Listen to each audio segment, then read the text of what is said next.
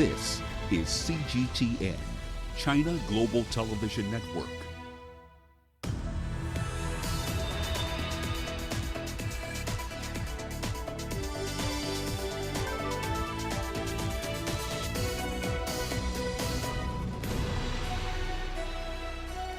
Hello there, welcome to this edition of Global Business Africa. In the course of the hour, we'll run through all the business news stories you need to know about from Africa and beyond. Let's start with a quick run through the markets here for you, specifically focusing on the oil share over at the JSE. This is essentially its second straight day of decline. It seems that the risk-on appetite that has essentially powered it to an 18% rise in the last 4 weeks has essentially tapered off, as it were. Mining stocks are particularly hard hit. Companies like BHP Bulletin down 3.5% as it's warning that a second wave of potential COVID-19 infections could essentially fizzle out the rally that we might see in a recovery, rather, in China's steel industry. Will that actually happen?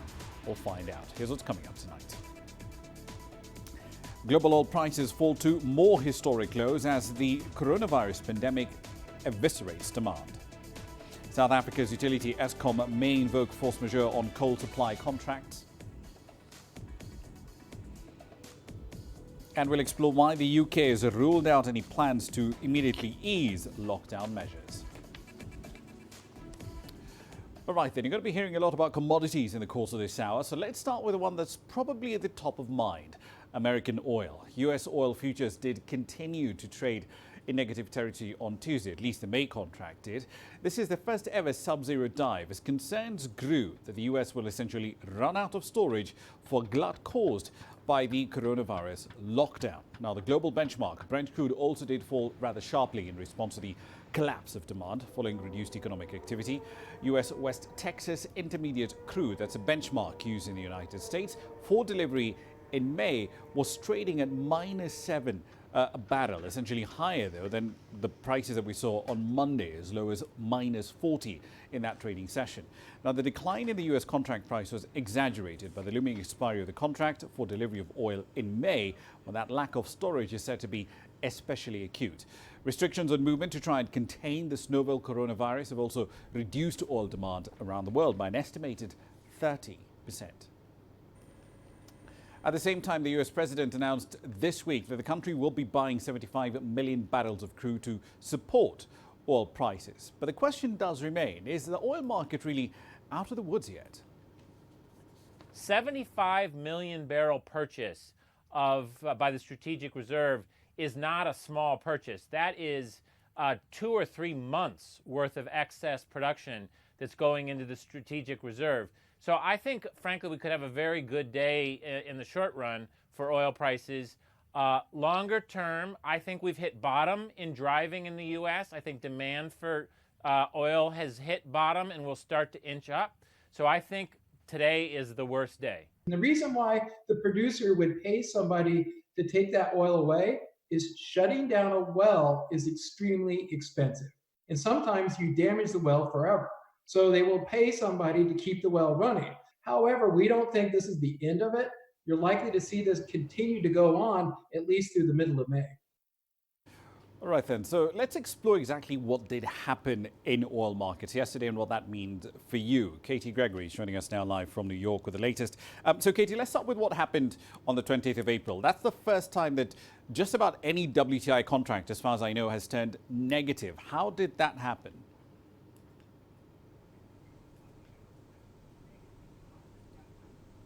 Yeah, it was such an historic day here for WTI prices, and one that analysts couldn't have really predicted. Now, we did see these May futures, and it's very important to specify these are just May contract futures. So that is for delivery, oil delivery in May. We saw those futures drop to as much as negative $37 a barrel, essentially meaning that holders of that May contract were paying people to take the oil off their hands. Now, a lot of this is thought to be down to traders buying up oil at a low price, thinking that they may have had storage, and then that storage falling through or already having been spoken for. So that's probably where a lot of that drop yesterday has come from. Now, the indications here are that this is a bit of an anomaly. It was a last minute effort to push down the prices. Of course, the May contract expires today, but what investors will be looking at is whether this impacts the forward curve for futures. And we're already seeing today those WTI future contracts for June down around 40 to 50% at around $12 a barrel, and also for July down about 20%.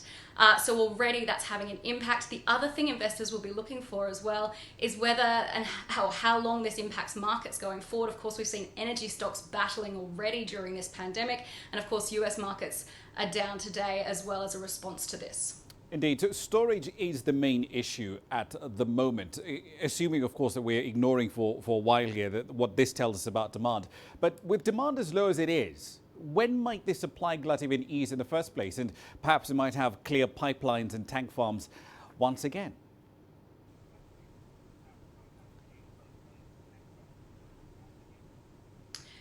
I mean, it is a question of how long this pandemic really lasts for, how long these shutdown measures last for. I mean, we're looking at 160 million barrels being held in tankers at the moment, and we're still producing 100 million barrels per day. So if demand doesn't come back soon, we're still going to face these massive storage supply issues. And also, you know, Saudi Arabia and Russia, that deal to cut production, yes, it's a positive, but that isn't going to work off this oversupply issue that we already have here. So I actually spoke to Justin Flynn, who's an analyst from M&D Partners. He is saying this volatility could last another couple of months, looking at those, particularly those futures contracts for June and July. And like I say, it's really going to come down to, you know, when do people get out and about again? When do people start driving again? When do people start flying again? When do we see a pickup in international trade? Now, at the moment, March US retail sales showed a 25% drop in gasoline. That was for a month where, remember, for the first half of March, we weren't shut down here in the US. So it's expected that gasoline sales for April could have fallen as much as 40%. Another analyst I spoke to says, yes, while we might start seeing some information from companies about restarting business coming through, there's still a long way to go until we see that demand for oil really pick up again. Indeed. So we've also seen about 50,000 jobs being lost in the US oil market so far, and that's all drillers plus, of course, related companies. But as this wave of job losses does continue and prices remain as low as they are, is there any part of the US oil industry that's still viable with oil at these prices?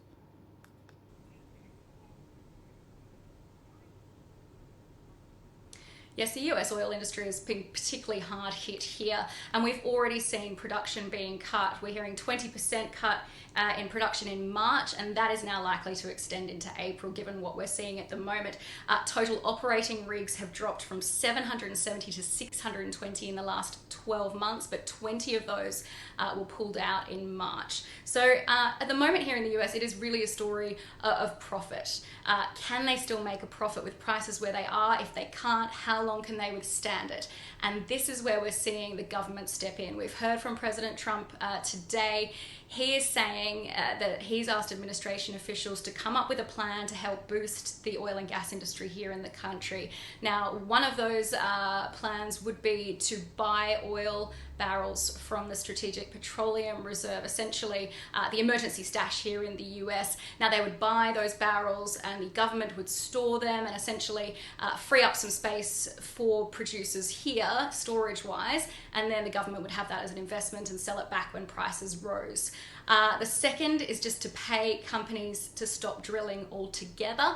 And the third option would be also to refuse imports from Saudi Arabia. But obviously, that would then have political ramifications.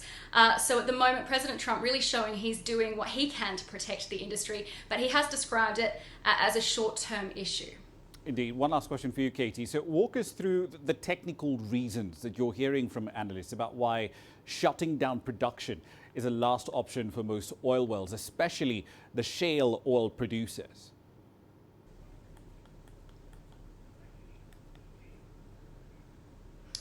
Yeah, so I've been talking to some analysts this morning about this, and it's really not a simple sort of on-off decision, obviously. It comes at a huge cost. For some producers, it is easier to shut down some of their production or cap some of their production. For others, this will come, as I say, at a huge cost, and so many things to take into consideration. Now, when we did see those oil prices drop, remember back in 2014, we did see a lot of producers collapse. They had to close rigs. At the moment, though, you could say they're hoping this is a short-term scenario with the prices where they are. Now, the question will be, as I said, how long they can survive with these prices and make a profit. If they can't make a profit, can they withstand the losses? The problem with US in particular, these shale producers, the onshore shale producers, is the high cost of production, and they are hugely debt. They rely on a huge amount of debt funding here. So there's not a great deal of wriggle room, essentially, which is why the US government is going to have to step in to help them. There's also, remember, the jobs angle to consider. This industry supports around the world a huge number of jobs. The economy in many of these countries is already being hit. So they have to weigh up, how much of a hit it would be to lose those jobs as well in this scenario. Now, overall, we're already seeing many major companies take action on their CapEx budget. That would be to reduce investment on further drilling, because obviously the last thing we need right now is more oil in the world. And if this keeps going, you could probably expect to hear for more production cuts from OPEC as well. Indeed, it makes you wonder if the only easy day was yesterday. Katie Gregory there live in New York. Thank you.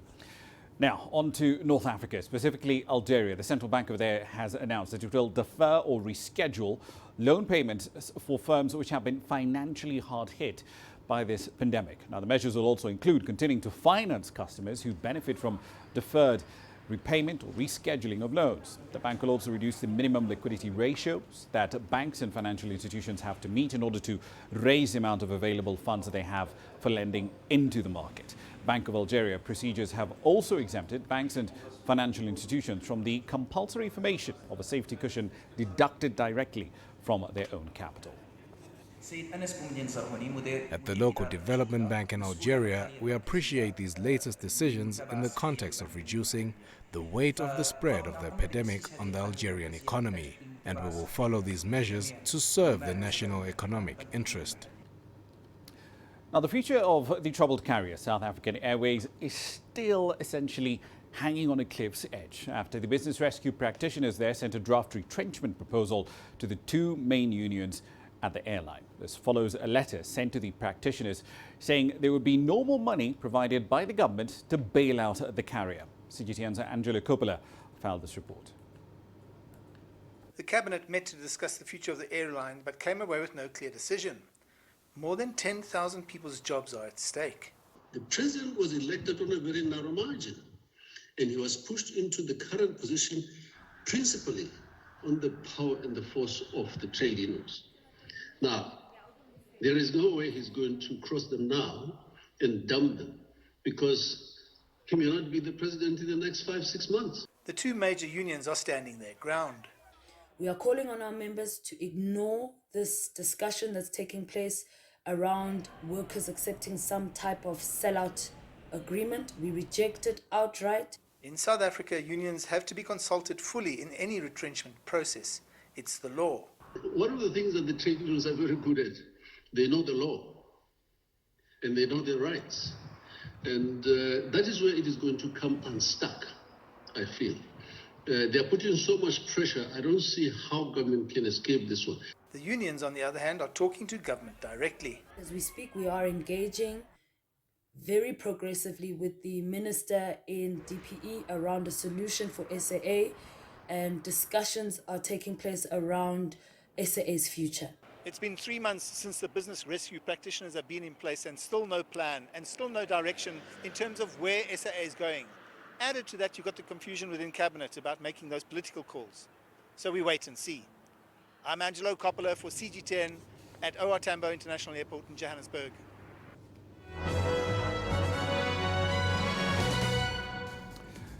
Right then, let's start our company news wrap in the world of tech. Apple says it will expand its App Store, the Apple Music and a dozen other services to dozens of new markets in Africa, the Middle East and a few other parts of the world. This is the largest planned geographical expansion of its services in almost a decade.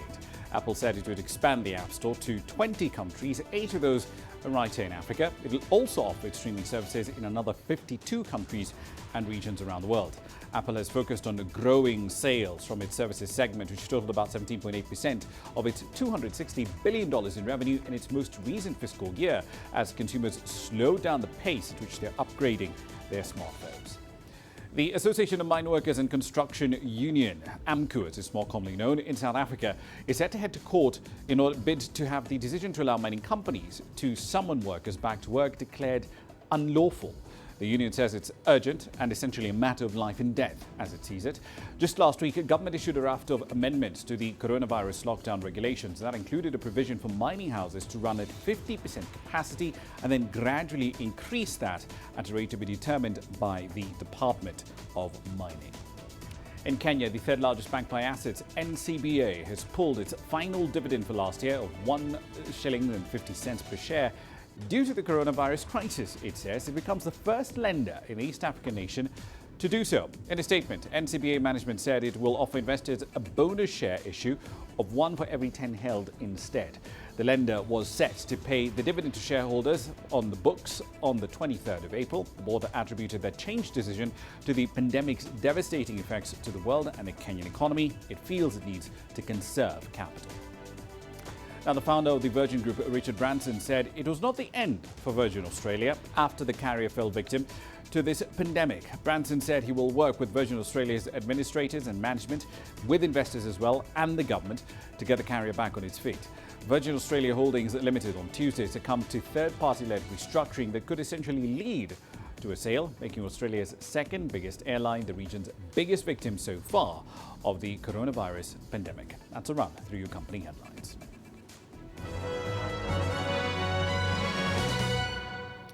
You're watching Global Business Africa. Here's what's coming up next.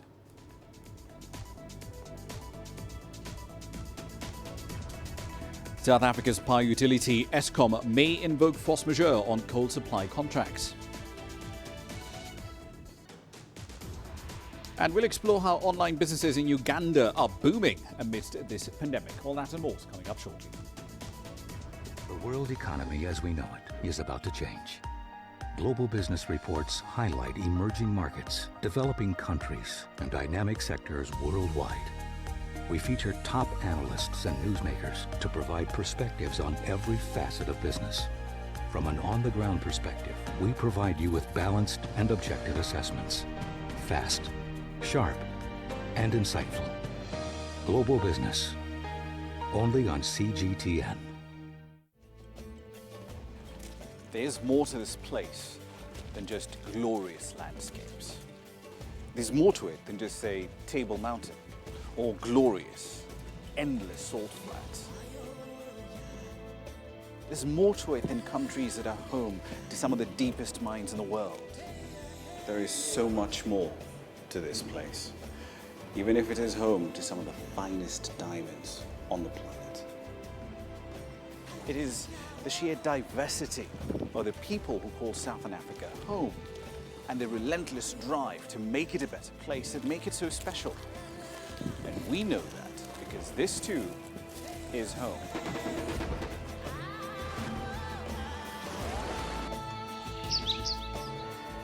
No one knows Southern Africa like we do. CGTN, see the difference.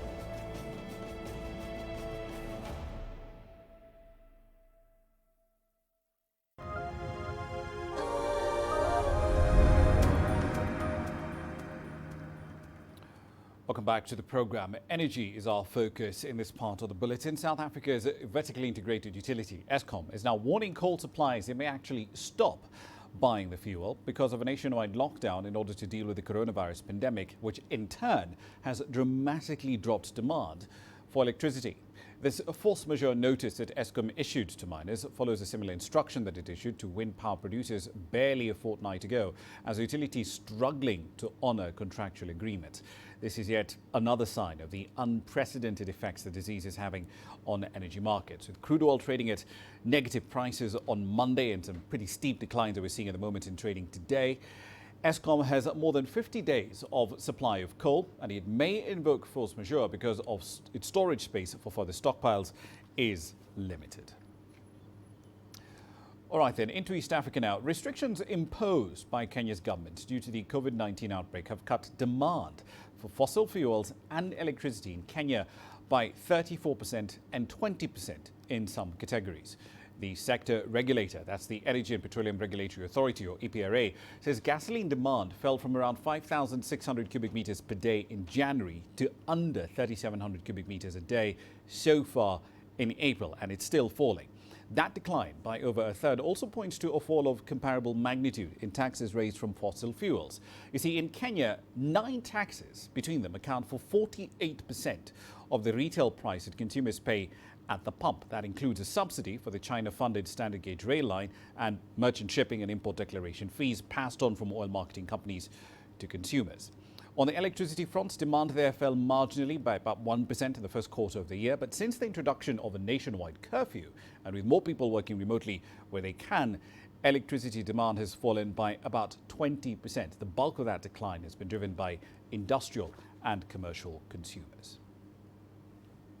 Now, it isn't just energy and fuel demand that has fallen steeply in the East African nation. Kenyan retailers have also seen sales fall by at least 20% in the month to April 21st. In some categories, like clothing sales, for example, the decline is even steeper. The East African country introduced a nationwide curfew from 7 p.m. to 4 morning as part of a broader range of efforts to slow down the spread of COVID-19. Since then, a range of companies, including local media firms, have announced layoffs and pay cuts, or a combination of the two. Earlier today, I spoke to the CEO of one of the country's top 3 large retail chains, Tuskys. I started my conversation with Dan Gidua by asking him how he planned to handle underperforming stores during this pandemic. It's not possible that those stores will continue to operate as they are now, especially if the lockdown continues for some time. So I see some tough discussions going ahead between stakeholders, the suppliers, the landlords, and even the staff of those stores. So yes, there is likely to be tough discussions going ahead, especially in locations where the lockdown has affected business. Can you share any idea, any numbers rather, on the decline in terms of retail sales? What we have seen, I think, across the country, not only Tuskys, but all retail stores, I think there is a decline of maybe about 20%. 20% from... and that's just from middle of March to date? That's especially April. March was very strong because of the panic shopping towards the end of March, but this is April to date. Right, so 20% generally speaking across the board. Around 20% across all stores, I mean everyone. For fashion retailers, we have a fashion division called Mavazi. The decline is, no one is buying clothes right now. Ramah is not a priority. So the decline is, of course, much more severe. Right. What about those conversations with landlords? Because I know in the last 3-4 years, the discussion has been around how we've had this explosion in the construction of malls. Nakumatt's implosion, of course, came with its own issues. But that brought to light the fact that the anchor tenant model we've had in the retail space for quite a while now comes with its own set of risks. So how are you trying to manage that sort of risk, both trying to preserve your cash flow, but essentially maintaining a good relationship with the malls and the landlords in which you're essentially the anchor tenant? Yes, that's an interesting one. I think landlords have been very agile, very, very agile the last couple of weeks. We've got some landlords saying, look, you continue doing business, I'm not charging you rent for the next 3 months or so. We've got landlords doing that, a couple of them. We've got others saying, okay, how much discount do you want to get for this period? And that's a very, very good conversation. However, we also have some landlords who, because of their own commitments with financials and things like that, are not able to come forward and say, I want to give a discount. Mark you, when we are in most places, the way the model is in Kenya, you will find that the supermarket is more than 70% of the landlord's income because we occupy quite large spaces compared with the sizes of the malls. So yes, we've had those conversations, and I believe other supermarkets have had the conversations with the landlords. I would say it's a mixed bag. 50% of the landlords very cooperative, and 50% having their own difficulties, and those negotiations are going on to see how best to come out of the problem in a good way. Right. Let me try and wrap this up with a look at the capital side of things. I know this is slightly counterintuitive, but given all the things that are changing in the business now, are you looking for capital to essentially keep that expansion plan that you've had? I believe the plan was to hit, 100 stores by around 2021. Are you looking for capital to keep that expansion plan running, or is that on ice? The thing is, Rama, right now we are looking at internal efficiencies, particularly to drive up EBITDA. We have in Kenya, supermarkets net around 1.5 to 2% in terms of profit after tax. We are taking the challenge. We want to see if we can be the first supermarket in Kenya to do 3.5%. Of turnover in profit after tax. So the concentration right now is really on internal efficiencies, and to achieve that, basically we have to really change the way we do things. And by the way, coronavirus has provided an opportunity to cut some of the fat within the business. Speaking about capital directly is you must know that we've been in the market for capital for some time, and I think those discussions had been closed way before, a month before Corona came. And I don't want to get into details, but that is something that we've been looking for to discuss the last 1 year, and that has been closed. Part of my conversation there with the Tuskys CEO. Now, payment tech operators and commentators around the world are considering whether this COVID-19 crisis could actually accelerate the trend towards more use of non-cash payment methods. One company in that space, WorldRemit, is encouraging Tanzanians who depend on remittances to go completely cashless and avoid cash altogether in the event of a lockdown. The World Bank estimates that Tanzanians got about $2.3 billion in remittances between 2013 and 2018. Let's take a look at how the coronavirus is solidifying the use of digital payment channels. In Tanzania specifically, what we've done is partnered with mobile network operators as well as banks in order to ensure that our customers can get electronic services. In case of a lockdown in Tanzania, our Tanzanian recipients will still continue to receive money safely, securely, and conveniently from wherever they are through mobile money, bank transfer, as well as airtime top-up. I have needs, and I also have relatives who live outside the country who I depend on for support. Despite the coronavirus, I have continued to receive remittances from them. They send the money directly to my phone, and when I get it, thanks to digital payment systems, I'm able to pay for other services using my phone. Now, the pandemic does continue to spread across many an African country. In Uganda, though, online food deliveries are rising during this lockdown period. The country's on a partial lockdown, at least until the 5th of May. Here's CGTN's Hilary Ayesiga with this report from Kampala. Jennifer Tumkunde deals in foodstuffs. Her business is booming even under the lockdown. We have been a bit overwhelmed. Everyone now wants our service. Everyone wants to know what we do. Everyone wants to know how is it true we can actually bring everything that I need. And yes, so we have been up and about running in this period. Of course, our sales have gone up, I must say, because now it is almost the only option. She receives a purchase list from customers on WhatsApp. Tumkunde is making sure her customers are supplied with fresh foodstuffs daily. Using a digital platform, she's able to reach many people under lockdown and also increase her sales. Upon delivery, payment is made through mobile money, and her customers are upbeat about the online service. Right now, we can't move on the road. We can't drive, but I can still get my groceries delivered to my house. This has definitely been a lifesaver. It is a very, very convenient option. And incidentally, I think we might continue using it even after the COVID lockdown. But like any other business, this one also has limitations. Authorities have restricted the movement of motorcycles beyond certain hours. We are working under a limited time and yet dealing with so many people. And somehow every client wants their food at the same time. So that has been quite a challenge.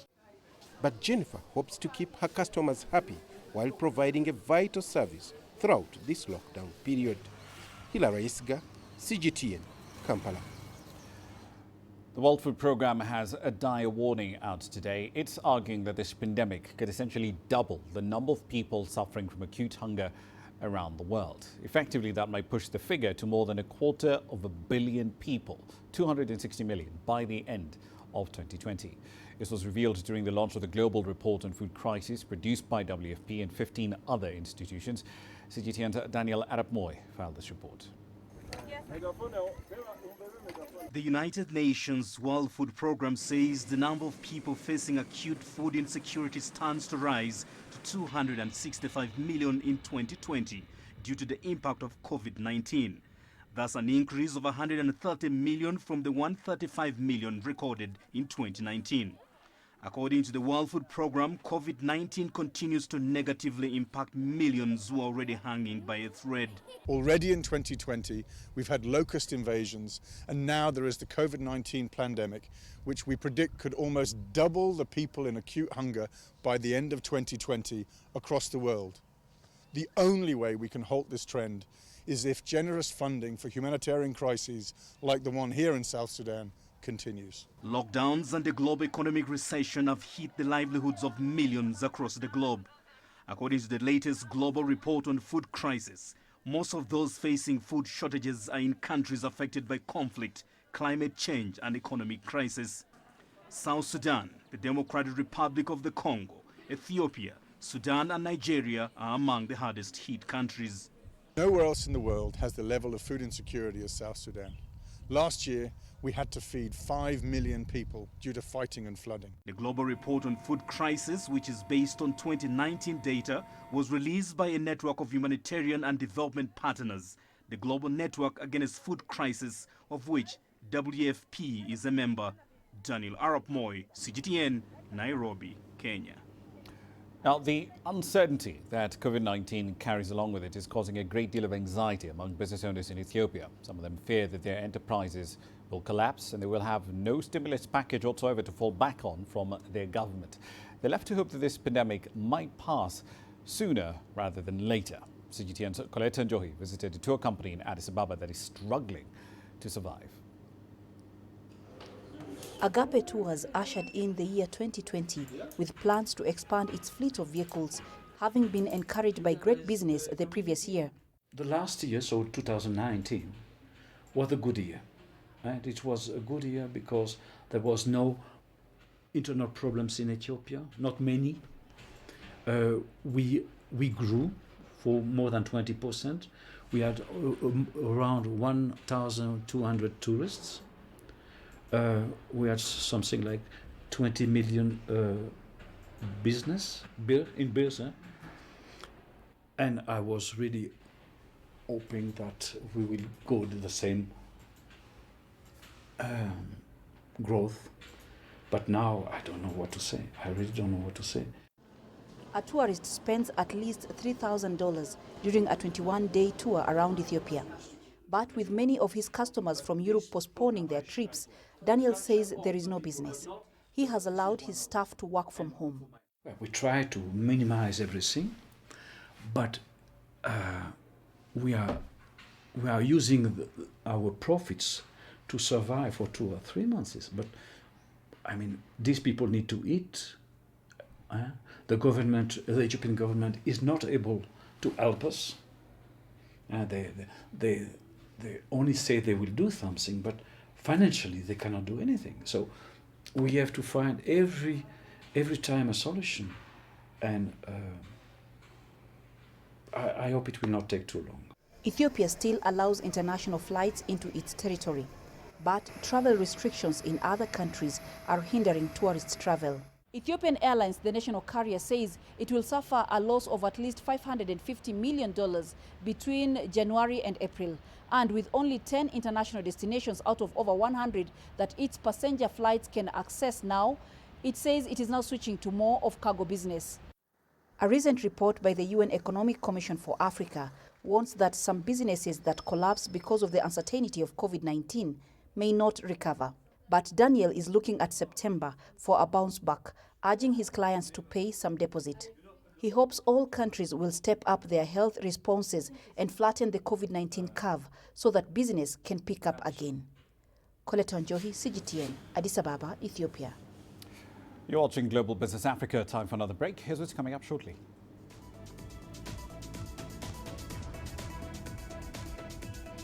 We'll explore why the UK has ruled out immediate plans to ease lockdown measures in place at the moment.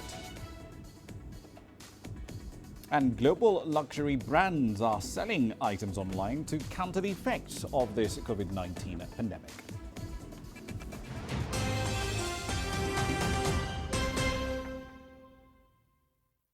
Business in Africa is at a crossroads. We celebrate those who are adopting and thriving despite the challenges, from grassroots to big businesses. Global Business takes you along for the ride as we track the making of a giant. Only on CGTN.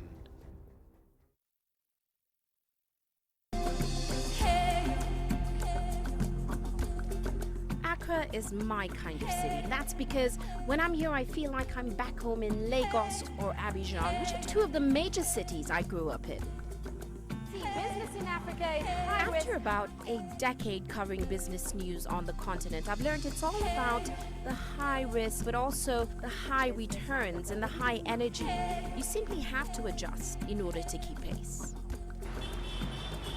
When I started out as a journalist, my dream was to open people's minds to the different perspectives. From the CEO in the boardroom to the trader out in the street, we all have different stories. From Accra to Addis Ababa, from Cairo to Cape Town, and I wouldn't have it any other way. Here at CGTN, we realize that Africa is on the move, and it's moving fast, but we're moving right along with it. I'm Ucheo Koronkwo, and I'm a business anchor and reporter at CGTN.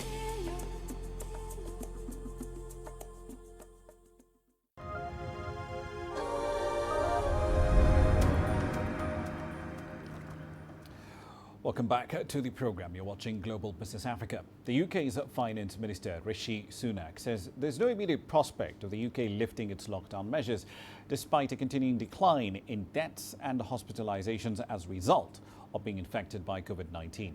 While speaking at a media briefing in London, he added that he and his colleagues are working tirelessly to ensure that doctors and nurses who are treating those infected had adequate protective equipment.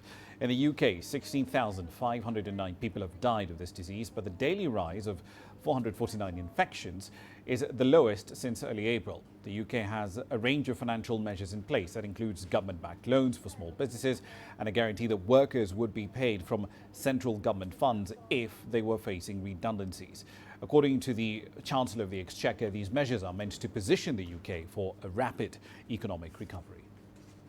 What do we need to see in order for the lockdown to be lifted? I think that's been very clear. The First Secretary of State set out 5 tests. I reiterated those. The most important is the last one, that we can't have a risk of a second peak. That would not just be bad for health outcomes, that would also be very bad for the economy. So I would urge people to consider that. And we clearly have not passed those tests yet, which is why it's important that we stick with the existing rules around social distancing.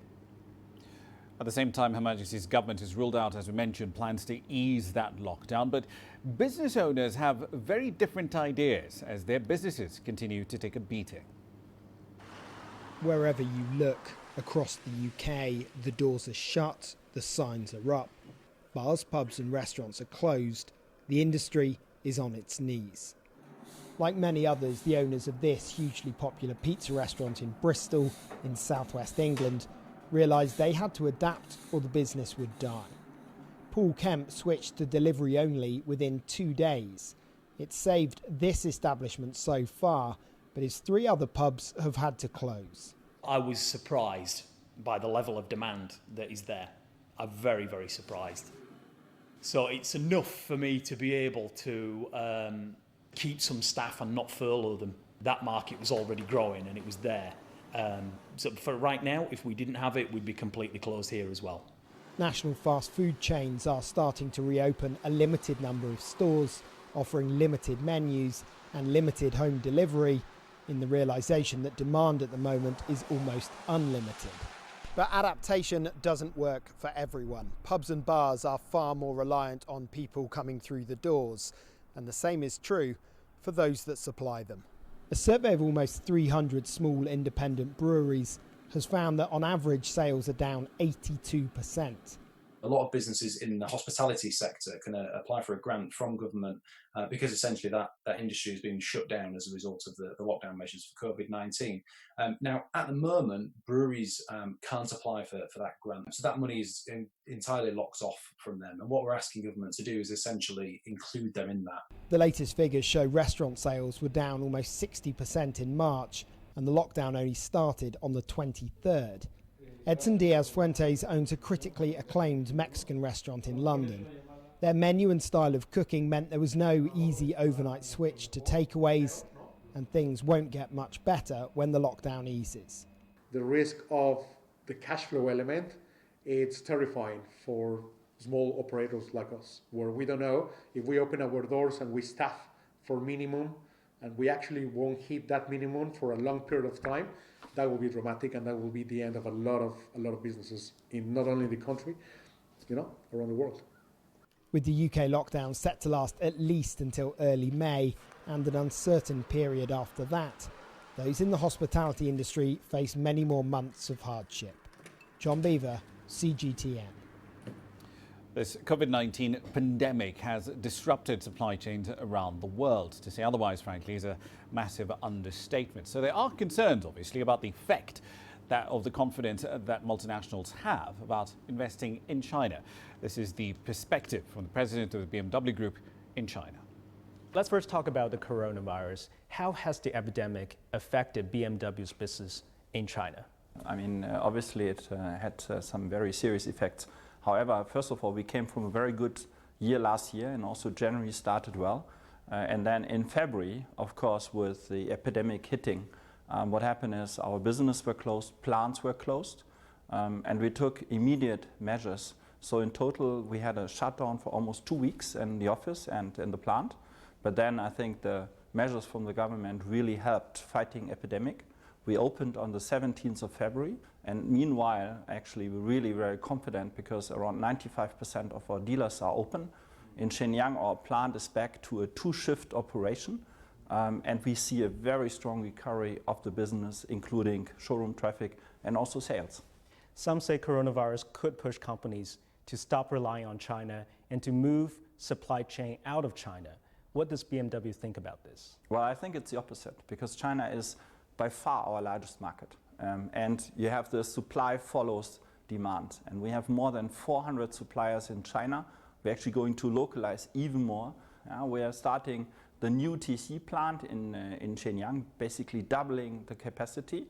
And later this year, we're going to open the second phase of our high voltage battery assembly line, producing the battery packs for our new energy vehicles. So we're investing in both. We're investing in additional products and, of course, in new technologies. In other words, you would not change your supply chain strategies? No, I think we have a continuous growth plan. And personally, I think that what is happening currently might accelerate some of the localization, because you need to be present in your biggest market. It's reported that BMW will have a majority stake with the Chinese joint venture Brilliance Auto, and that contract was extended to 2040. And your second joint venture with Great Wall is also making progress. What makes BMW so confident in the Chinese market? I think it's two aspects. First of all, when you look at the automotive market, the long-term perspective was and is still very strong. You have an ownership of around 170 cars per 1,000 households. In America and in Europe, it's between 800 and 600. So you have a big potential. Number two is there's a continuous opening up policy from the government. 2 years ago, President Xi in Boao, he announced some big, basically, changes on the policies. That is when we agreed with our joint venture partner on the equity, and we are going to invest 3 billion euro over the next years into new plant facilities and upgrading of facilities. Now, this pandemic is posing a very serious test to supply chains right around the world. CGTN's Kwachin takes a closer look at the resiliency of supply chains in the world's second largest economy. China has become the center of the global supply chain network over the past decade. Many skeptics voice concerns about the world's dependence on China's supply chains when the pandemic peaked in the country. Take iPhone maker Apple as an example. Apple in 2019 had over 800 suppliers around the world, nearly half on the Chinese mainland. There were concerns that the shutdown of Chinese factories would cripple Apple's production capacity. However, China has proved that it was capable of containing the virus. Most production sites in China have resumed operations since March. And now Apple's problem is disrupted supply chains in other parts of the world as the pandemic spreads. In fact, according to a Morgan Stanley report, most global TMT leaders have expressed confidence in China's supply chains as the country has demonstrated its ability to manage the COVID-19 crisis. Meanwhile, China's commitment to invest more in digital infrastructure will further strengthen its competitiveness in the global TMT industry. Of course, it's not safe to put all of one's eggs in one basket. China's labor costs aren't low compared to many Southeast Asian nations, such as Vietnam, Malaysia, and the Philippines. It's natural for businesses to move parts of their supply chains. However, the comprehensive strength of China as a production center shouldn't be neglected. China is the only country recognized by the United Nations as having a complete industrial system. UN standards stipulate that industries fall to 39 categories, 191 divisions, and 525 sections, and China covers all of them. Well-developed industrial clusters make it difficult to be replaced, as businesses have to consider economic costs. China's consumption power is also booming. The country accounts for 40% of global smartphone sales, 64% of electric vehicle sales, and 46% of semiconductor sales. It makes sense to build supply chains close to its consumers. China also boasts an abundant supply of college graduates and R&D capabilities, making it attractive for higher-end industries. Relocating supply chains takes time and effort. With the COVID-19 pandemic still ravaging the global economy, perhaps the last thing business want to do is to take on extra risks and invest in a new production base. Right now, what we should really focus on is stepping up global economic cooperation and reviving growth instead of calling for deglobalization. Guanxin, CGTN. With 22 million Americans filing for unemployment benefits in just 4 weeks and government support of hundreds of billions of dollars designed mainly for businesses running dry, some in the United States are now protesting against stay-at-home orders. CGTN's Hendrik Sabrandi report from the U.S. state of Colorado. Cars jammed Denver's Lincoln Avenue Sunday, a street that's been largely vehicle-free for more than a month now. It's time, these people said, to open up Colorado and live life once again. I need to start my garden growing. Can't get a package of seeds. It's crazy. They said this country's stay-at-home orders have choked the economy and driven some to the financial edge. I do catering and home services, so, I can't do any catering events right now. No parties over bigger than 10. I'm out of work. I got 2 kids. Protesters in a number of U.S. cities, including Harrisburg, Pennsylvania, on Monday, say government has gone too far in trying to contain the COVID-19 pandemic, particularly in states that have yet to see major outbreaks. The percentage that this affects is not that great. Sunday's Denver rally felt like an Independence Day parade, which in a sense it was, but some bystanders weren't laughing. I think this is ridiculous. I think it's people flexing their power and showing that they care more about profits than people. Health workers who've been on the front lines of this pandemic also made their presence felt. Police wore masks as they kept watch over this noisy demonstration. Most protesters did not. There was no social distancing here at Colorado State Capitol. The likelihood of that these people get sick and, bring themselves to the ED when now they need help is significantly high. Emergency Dr. Jeff Sankoff calls these shutdown protests selfish acts that are not grounded in facts and could end up hurting everyone. It's all about themselves. And until we as a country recognize that we need to stand up for each other and do what's necessary to make sure that we are all taken care of, we're not going to beat this. Protesters say stay-at-home orders are unconstitutional and took direct aim at Colorado Governor Jared Polis. We're not asking for your permission, Governor Polis. We're not asking anybody's permission because we don't need a permission slip to live our lives. For now, most Americans appear to disagree, with one nationwide poll showing a 2-to-1 majority more worried that restrictions on public activity could be lifted too quickly. It's becoming politicized. It doesn't need to be. It's about the public health. Colorado's stay-at-home order expires April 25th, but could be extended. These folks don't feel like waiting. Hendrik Sabrandi, CGTN, Denver. Now, with the fashion sector reeling from this pandemic that's rattling around the world, there's been at least one silver lining to the crisis. It's essentially hit fast forward on the industry's push into digital sales. CGTN's Zhang Shishuan has more. Chen Shiyun has been keeping her eyes on the luxury market for nearly 10 years, and she's seen a gradual change in her purchasing habits beginning a few years ago. In the past, she bought luxury handbags for around 10,000 yuan in brick-and-mortar stores. But as more brands have opened stores on China's e-commerce platforms, she says she's now more frequently checking out luxury products online because of their high exposure there. I'm on Taobao a lot, and it always tweets me about lots of luxury products, so I look at them more frequently. I usually buy small things like accessories online. In physical stores, they are usually displayed in hard-to-find places, so they are easy to miss, like phone cases and wallets. Chen says, however, that although e-commerce platforms give her more opportunities to browse through the products, she's not been paying any more for them. Luxury giant LVMH says its first quarter consolidated revenue could drop 10 to 20% compared with the same period last year, as many of its brands showed in brick-and-mortar stores were closed, and shoppers tightened their wallets during the pandemic. Brand owners felt the first rumblings of the storm when COVID-19 spread through China, which accounted for 90% of global luxury market growth last year. But they soon found their footing. Cartier, Prada, Miu Miu, and Alexander Wang soon opened flagship shops on e-commerce platform Tmall. Louis Vuitton has for the first time live-streamed its release of summer fashions on Alibaba-backed lifestyle platform Xiaohongshu. It attracted over 15,000 viewers in just an hour.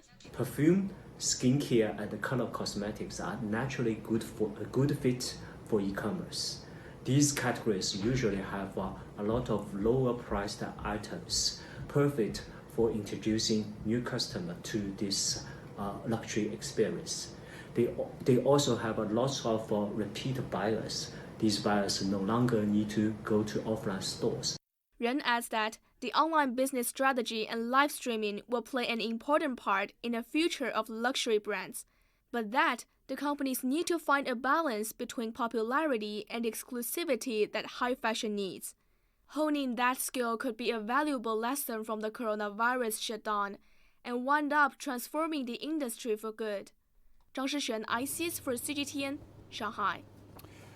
Now, the chaos that we did see yesterday as far as the crude oil price is concerned, WTI and the May contract in particular, was problematic, for lack of a better word. But we're seeing that contagion spreading now to the June contract as well with respect to commodities. So essentially what we're seeing now on the WTI contract is that it's actually fallen in trading in the last hour or so to under $10 a barrel. And remember, that's just the June contract. We haven't even talked about the July one. As far as spot gold is concerned, around 1680 an ounce at around 1630 GMT, down 1% but still 10% higher so far in the year. It did peak around 1745 8 days ago, but gold has been trending a little lower since then.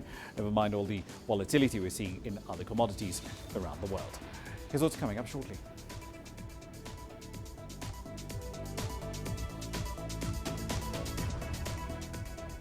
Small businesses in Nigeria are facing a very bleak post-COVID-19 future. I'll explain why next.